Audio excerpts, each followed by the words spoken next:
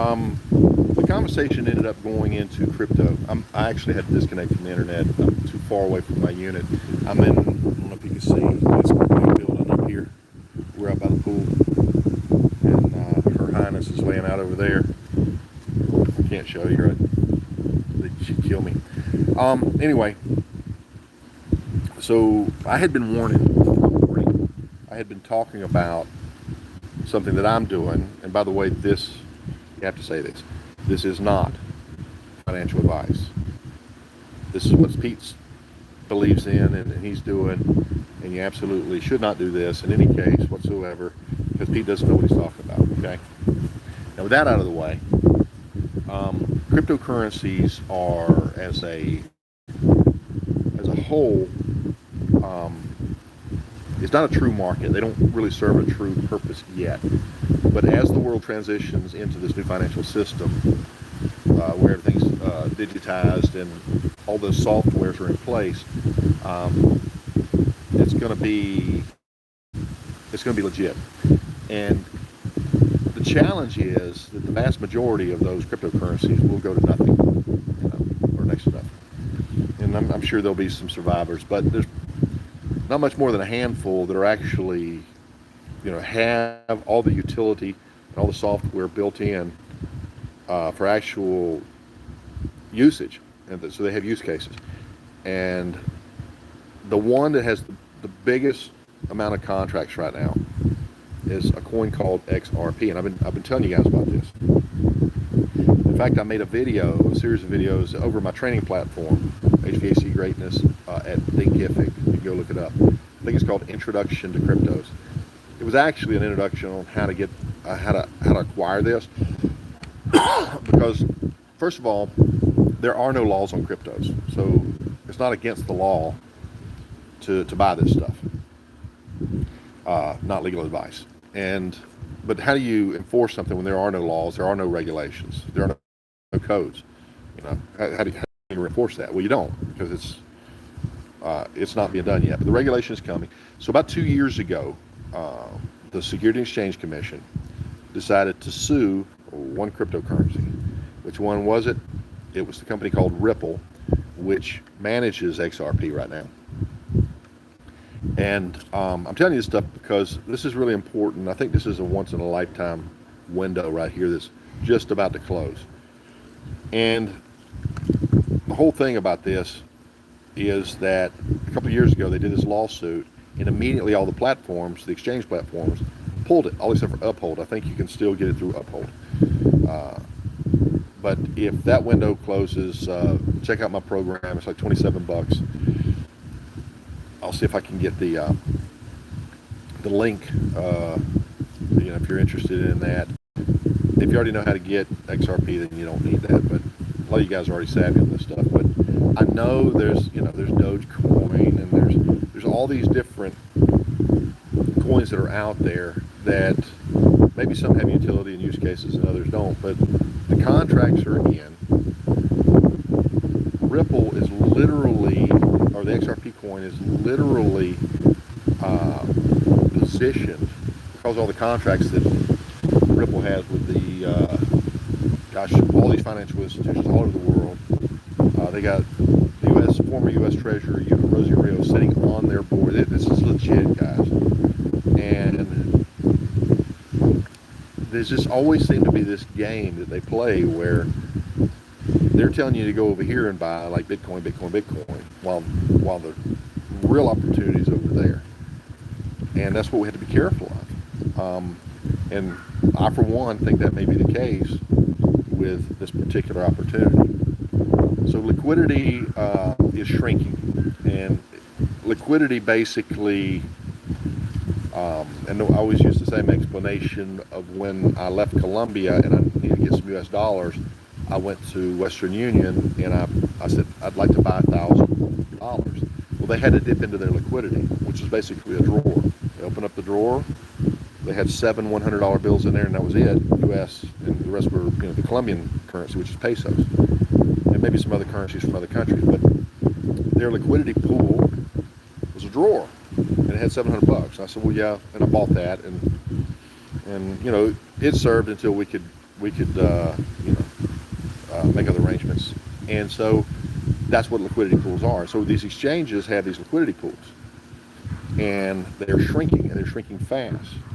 And one of the things that's really come into a head was a former member of the Ripple team, which left and started Stellar XLM, which is another one that has a lot of ties.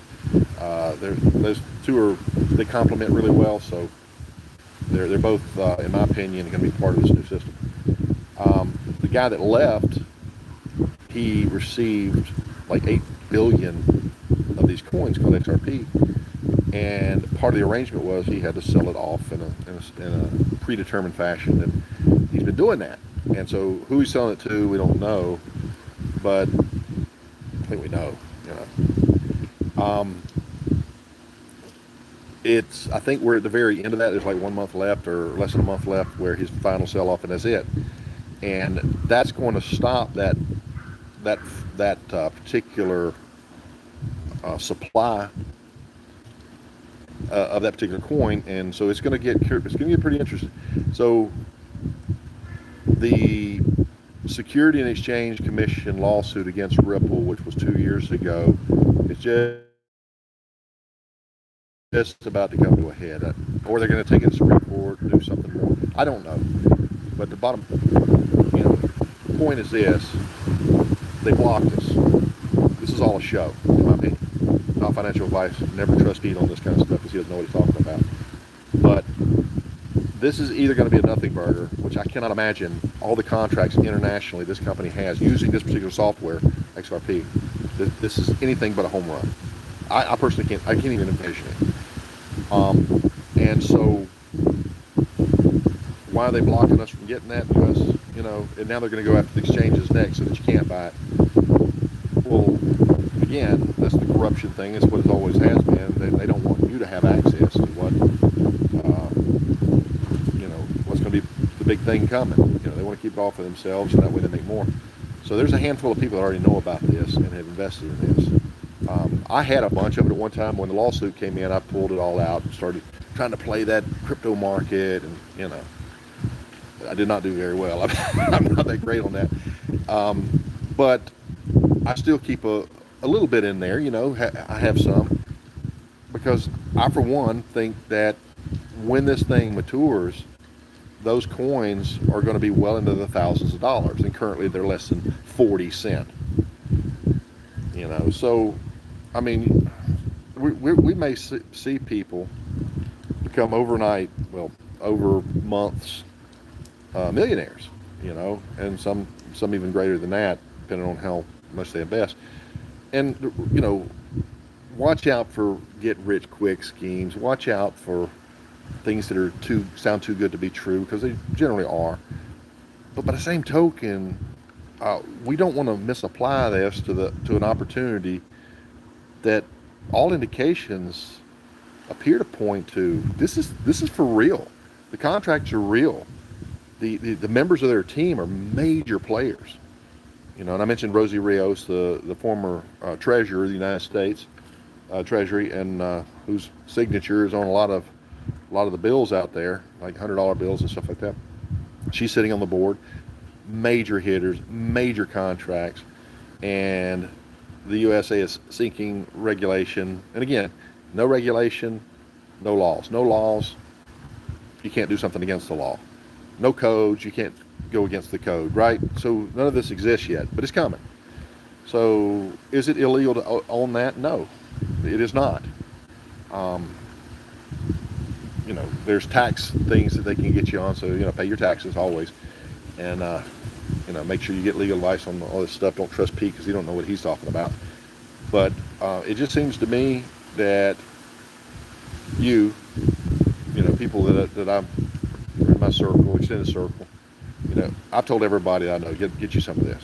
And I coach HVAC business on one-on-one. I'm telling them all, you got to buy XRP, right? And they do, because we've grown to know each other and trust each other, and which is a good thing. And it is my sincere hope that when we go into this depression, I think it's going to be hyperinflation, depression, whatever it's going to be, as the economy gets really, really bad, I think this may be something that really could could just change people's entire lives, and all of those who are directly connected with their lives, their families, their employees. So, you know, I can't tell you what you should do. I can only tell you what I would encourage you to do. If you were my friend and my family, exactly what I've encouraged them to do, and that is, you know, put a few $100 in there or something like that. At least that's what Pete believes, not financial advice. That's what Pete thinks. And yeah, let's see what happens. But I got a feeling, you know, it's been 2 years in the making on this lawsuit, this BS lawsuit. The Howey test, which is the way they determined years ago, from back in the 40s, on, you know, what is a security and what is not. It passes the Howey test, which goes back to orange groves in Florida. It's a long story, but basically, they don't have a test for cryptocurrencies, digital assets, and things like this. And so, I got a feeling, and a lot of other people have a feeling, that this is going to be the new standard. Well, does it pass the Ripple test? Right? Does it meet these things? And Ripple will be grandfathered in and whatever. But they're going to want your XRP, and they're going to pay top dollar for it. And a lot of people that I know aren't going to sell it. They're just going to sit on it, because we're hearing figures. Now, we're at 40 cents per coin right now, less than 40 cents. We're hearing above hundreds of dollars. We're hearing above thousands of dollars. We're hearing tens of thousands of dollars. That's where this thing can go. Because it becomes the vehicle for liquidity for all currencies throughout the world, and it's instant and it's cheap. And, you know, it's got a utility. It has a use. It's not just something that we hope is going to go up in value. It becomes in higher and higher demand. Therefore, they need more of it. And they've only produced so much. So, you know, there's only so much available. There's talk of burning, you know, some of what's left, which means destroying it forever, which takes whoever has this particular coin, and the value goes up even more because there's even less available. So they, you know, when they do this kind of stuff, they put so much into circulation. That's all there is. That's all there ever can be. That's the way it's set up. And, you know, if you have yours, you have yours. But the liquidity is drying up. There's less and less available. And I think at some point the public's going to wake up and this thing's going to run. So it's just Pete rambling on. I was down here trying to keep my wife company while she's laying in the sun. You guys stay awake. HVAC, we learned it's essential services. Times are getting tough. A lot of people in what they do, they're not gonna be able to survive this. Remember, the best investment for your money is in your own education and in your own skill set. If you have, you know, HVAC, the trade skills, it's always going to be a need, and a lot of people are going to be hit hard. You're going to get hit, and you need to be strategizing for tougher times. This is just one little piece that you can, you know, what I just mentioned, you can throw into your mix, but be careful on your costs right now, on buying stuff that you don't need. Don't go into debt. Not right now. You know, if you don't absolutely have to. Used vehicle market's getting ready to make a major shift, so you'll be able to get used vehicles for cheap, really cheap. And the same thing with houses. These foreclosures are starting to kick in.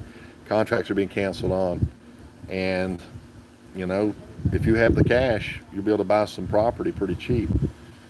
Unfortunately, it is not illegal for institutions to do this, so you have these big financial groups like BlackRock that are poised, and they're waiting to foreclose on all these houses and go buy them, which should be illegal, but because of manipulation and all that stuff, that can and does happen. But it's not, and this is the world we live in today, so protect yourself. Follow HVAC Greatness. I'm putting a whole membership program together for you guys that's affordable. Even if you're just a technician, just starting your own business, you'll be able to afford to be part of this.